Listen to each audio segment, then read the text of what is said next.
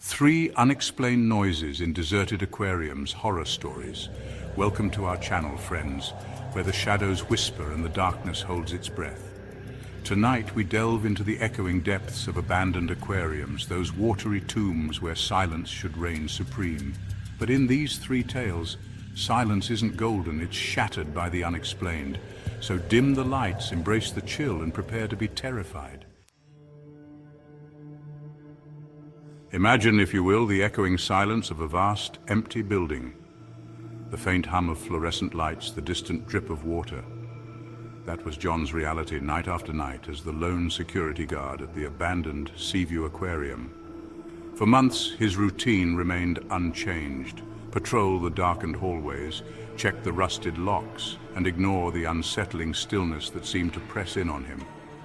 It was a simple enough job, monotonous even, until one night the silence broke.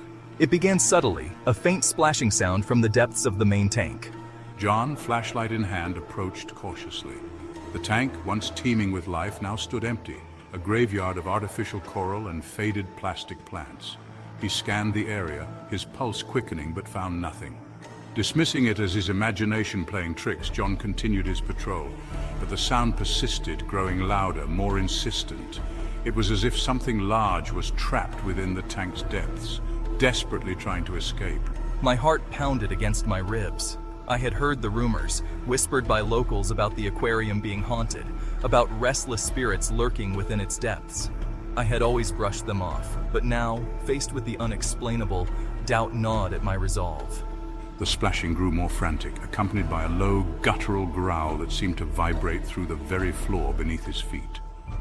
Fear, cold and clammy, gripped John's chest. He couldn't explain it, couldn't rationalize it. Mustering his courage, John edged closer to the tank's edge, shining his flashlight into the murky depths. The beam danced across the surface, revealing nothing but darkness below, and then he saw it. A ripple, just for a moment, as if something large had broken the surface and submerged again. My breath caught in my throat. I strained to see, my eyes wide with a mixture of fear and morbid curiosity. Suddenly the growling ceased, replaced by an eerie silence that was somehow more unnerving than the noises that preceded it. John stood frozen, caught between the urge to flee and the inexplicable need to discover what lurked below. He shone his flashlight across the tank once more, but whatever had been there was gone. The only sound was the frantic thumping of his own heart.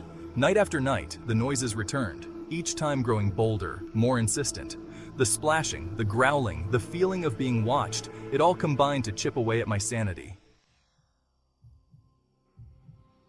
The old seagrass aquarium stood on the edge of town, a skeletal silhouette against the setting sun, a beacon for those drawn to the forbidden.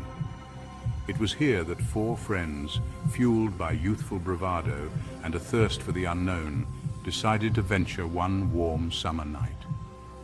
Mark, the self-proclaimed leader, Emily, the skeptic, Chris, the joker, and Jessica, the quiet one, approached the rusted gates, their laughter echoing in the stillness. Armed with nothing but a single flashlight and a shaky sense of confidence, they bypassed the flimsy barriers with ease. The air grew heavy as they stepped onto the grounds, the weight of the deserted aquarium pressing down on them. This is creepy, Jessica whispered, her voice barely audible above the rustling of the wind through the overgrown weeds. Relax, Jess. It's just an old building. Nothing to be scared of. But his words rang hollow, even to his own ears. The air crackled with an unseen energy, a palpable tension that clung to them like a shroud. They made their way through the shattered entrance, the glass doors long gone, replaced by gaping holes that offered no resistance. The air inside was stale and thick, with the scent of mildew and decay. The flashlight beam danced across the walls, illuminating faded murals of marine life, now peeling and grotesque in the gloom. Mark led them deeper into the belly of the beast, the silence broken only by their hushed whispers and the sound of their own footsteps echoing off the cold, damp floors. They reached the main viewing area, the heart of the once thriving aquarium. The massive tank, now empty and desolate, dominated the space, its glass walls covered in a thick layer of grime and dust. Whoa, imagine all the creatures that used to be in there. As if in answer, a low moan seemed to emanate from the depths of the empty tank. The friends froze, their blood turning to ice in their veins. What was that? Emily whispered, her eyes wide with fear.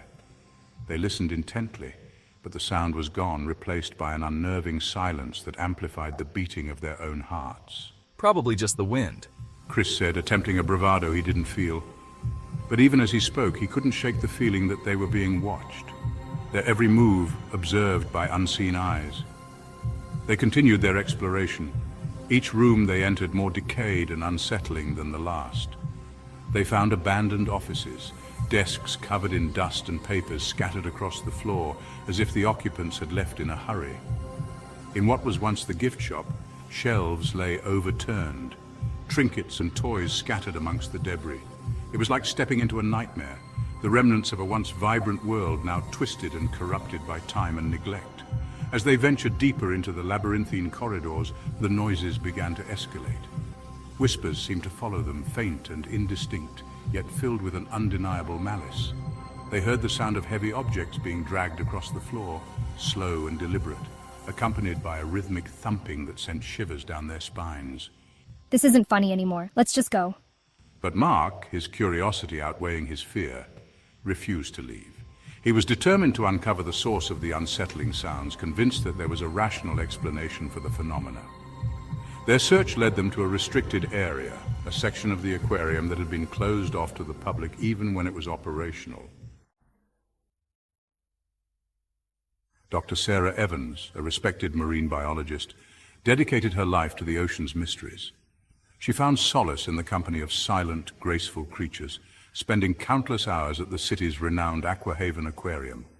One particular project, studying the effects of artificial light on bioluminescent jellyfish, kept her late into the night. The once bustling aquarium, now deserted, took on an eerie stillness after hours. The only sounds were the gentle hum of filtration systems and the distant murmur of the city beyond the walls. Sarah, accustomed to the quiet solitude, found comfort in the familiar routine of her research. Tonight, however, the silence felt different, heavier, as if the very building held its breath. A prickling sensation ran down her spine, a feeling of being watched that she couldn't shake off. Dismissing it as fatigue, she returned her focus to the glowing jellyfish, their ethereal beauty a stark contrast to the growing unease within her. As she recorded her observations, a faint splashing sound echoed from the end of the darkened hallway. It seemed to originate from the section housing the larger predatory fish, long since relocated to a different facility. Curiosity piqued, Sarah cautiously made her way towards the sound, her footsteps echoing in the stillness. The air grew noticeably colder as she neared the empty tanks, sending a shiver down her spine. She peered into the first tank, its massive acrylic window reflecting the faint glow of her tablet. Empty. She moved on to the next, and the next, each one a hollow reminder of the life it once held. The splashing grew louder, closer now, as if emanating from the very room she stood in. Her heart pounded against her ribs, a frantic rhythm against the oppressive silence. She reached the final tank, the largest of them all, its surface shrouded in darkness. Thank you for braving these tales of terror from the depths. Remember, the next time you find yourself near an abandoned aquarium, listen closely. What may seem like silence could be hiding something far more sinister. If you enjoyed these terrifying tales, don't forget to like, subscribe, and hit the bell icon for more spine-chilling stories. Share your own scary experiences in the comments below. Until next time, friends, stay safe and stay scared.